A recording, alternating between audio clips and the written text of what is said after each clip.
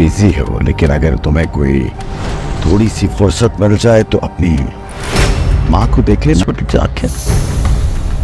At least मुझे ही बता दी तुम। तुम्हारी बातें चीख के बता रही हैं कि तुम मीर साहब की फैमिली के नहीं हो। उठाएगी छप किस्म के इंसान। महरूम ड्रामा में सस्पेंस और सनसनी बढ़ती जा रही है। इसकी सबसे बड़ी वजह उमैर की बीवी जोया और वालिद ज़ाहिर के दरमियान बढ़ती हुई तल्खी है।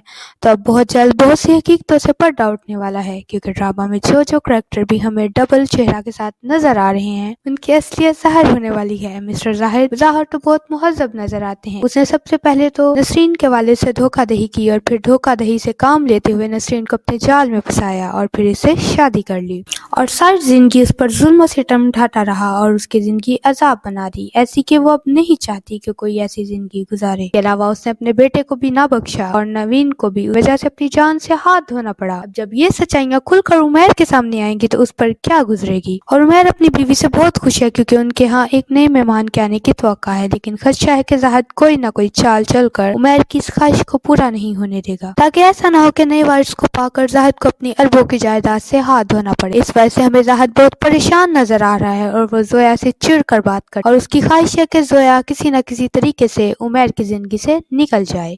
लेकिन दूसरी तरफ जोया भी हमें उमैर के साथ मुखलिस नजर नहीं आती, क्योंकि उसकी सारी नजर तो बाप बेटे की अरबों की जायदाद पर है। जब बीवी और बाप की हकीकत उमैर को पता चलेगी तो उस पर क्या गुजरेगी, क्योंकि इनकी वजह से उमैर को ज़ारा को छोड़ना पड़ा, हालांकि उसका कोई कसूर ना था। ये सब हकीकत जान लेने के बाद क्या उमैर जोया को माफ कर पाएगा और अपने बाप ज़ाहिद जिनकी वजह से ज़ारा की माँ का मर्डर हुआ। हमारे नेक्स्ट ड्रामा रिव्यू को देखने के लिए चैनल को लाइक और सब्सक्राइब कर दें और इस तरह हमें अप्रिशिएट करना मत भूलिए।